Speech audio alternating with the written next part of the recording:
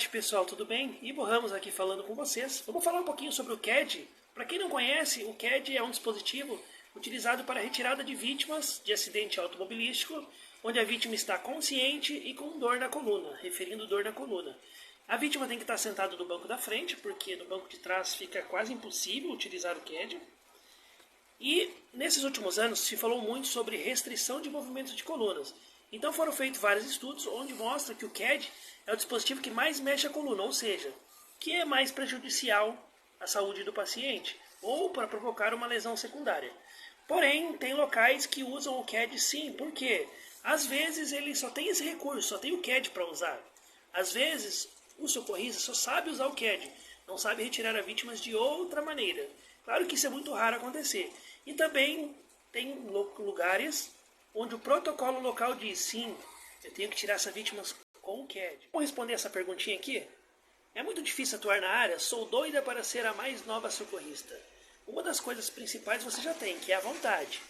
E isso faz a diferença. A pessoa que tem vontade de atuar, vontade de aprender. Outra coisa importante para se tornar um pouco mais fácil a atuação é o conhecimento que você tem. Quanto mais você estuda, quanto mais você treina, quanto mais cursos você faz, independente se é presencial ou online, você torna um pouco mais fácil o seu atendimento. É aquilo que dizem, né? Treino pesado, atendimento fácil. Então, não é difícil, depende o quanto você está preparada. Pessoal, o curso de APH tem que ter qual carga horária? Geralmente o curso varia de 240 a 260 horas. Existem cursos de 300 e poucas horas também. Pelo Ministério da Saúde, pela portaria 2048, para aquele que não é profissional da saúde, 200 horas. Para aqueles que são profissionais da saúde, 154 horas. Profissionais de saúde são técnicos de enfermagem, auxiliar de enfermagem, enfermeiros, médicos, esses são considerados profissionais de saúde. Agora, cada empresa ela vai fazer as suas exigências. Às vezes ela pode exigir mais horas de curso ou menos cursos. Então depende da empresa também que você vai trabalhar, é exigido uma quantidade de horas. Mas geralmente os cursos por aí são de 240 horas pelo menos. Quais os dias de mais ocorrências? Pessoal, é relativo. Que tipo de ocorrência? Tem algumas ocorrências que não tem dia nem hora para acontecer. Mas tem horários que geralmente acontecem mais ocorrências. Em cidades pequenas, geralmente é entrada e saída de turno de grandes fábricas.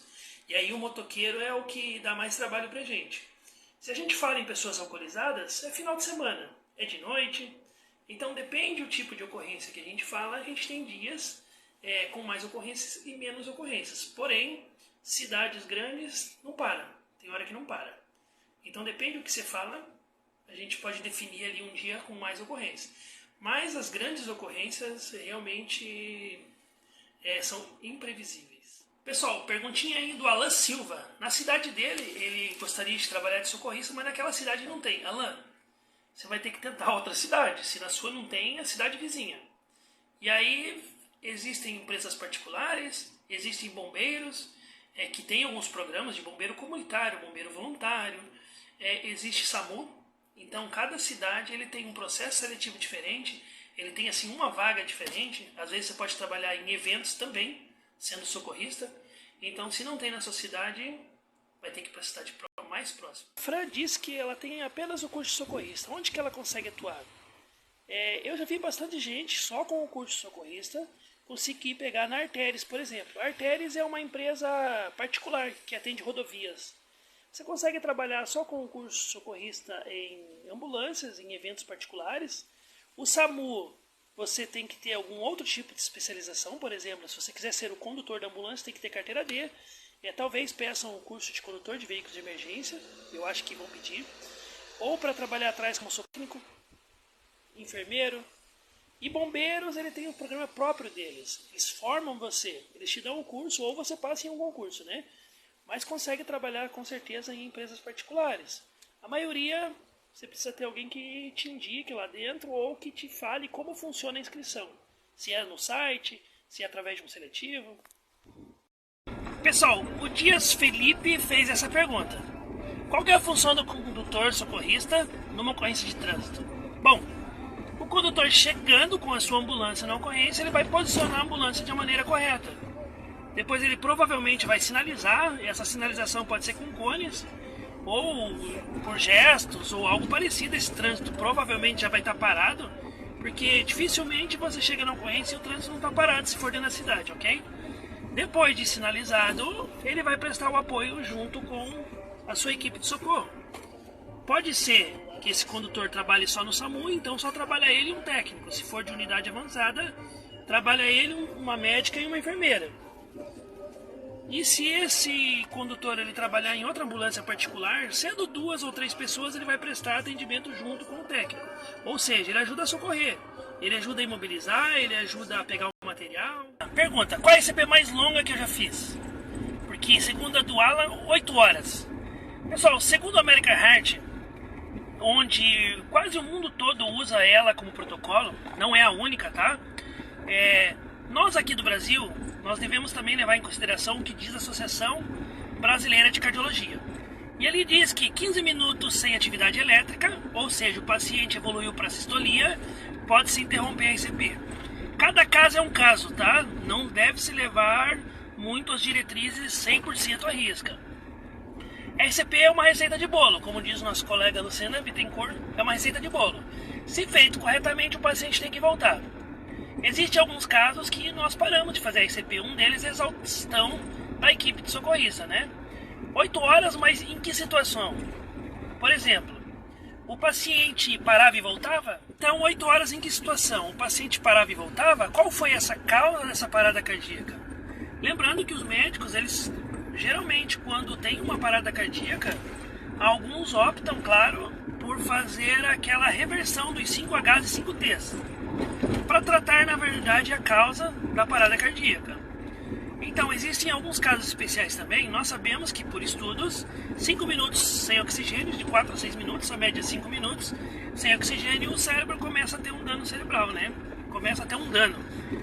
Mas tem casos especiais, como afogamento, que às vezes, até 1 hora a pessoa submersa, ela pode voltar sem sequela nenhuma. Outro caso especial também é uma pessoa congelada, né, na neve. Já tem casos de pessoas que ficaram 1 hora sem ICP e conseguiram retornar sem sequela nenhuma. Mas então cada ICP é uma ICP diferente, cada caso é um caso. Bom, resumindo assim na pergunta, a minha, eu acho que a mais demorada foi 1h30. Era criança, vítima de afogamento, isso tudo vai influenciar na tomada de decisão médica da equipe de continuar tentando, continuar tentando. A vítima tem chance? Qual a idade dessa vítima? É um idosinho já no final ali da sua vida? Tudo isso, pessoal, a condição clínica do paciente, quanto tempo está parada, quanto tempo ficou sem a ICP até a chegada de socorro, quantos ciclos já está sendo feito, quantas vezes o DES chocou. Então as diretrizes, elas nos dão um norte, elas nos dão um caminho, só que cada ocorrência ela muda, a gente pode adaptar a nossa realidade. Mas, como eu acabei de falar, a ICP é uma receita de bolo. Bem feito, sendo bem feita, o corpo estando aquecido e tentando reverter aquelas causas, eu acho que bora tentar. Então, como começar o estudo de APH? Se você gosta disso, você pode começar de diversas maneiras. Você pode aprender em tudo quanto é lugar. Você pode aprender vendo vídeos no YouTube, você pode aprender acompanhando aqui a página, você pode aprender em um curso presencial, tem o pessoal aí que tem apostila, cursos online, com mentoria, é perfeito. O pessoal faz live, então você pode aprender em vários locais, tá?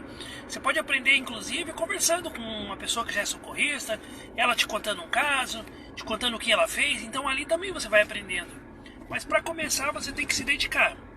Se dedicar, pega um caderno, anota, faz resumo, vê vídeo no YouTube. Se você não tem na sua cidade presencialmente, faça um curso, mas treine. O treino ele é indispensável. O treino ele é indispensável, a teoria é ótima, mas o treino precisa ir muito.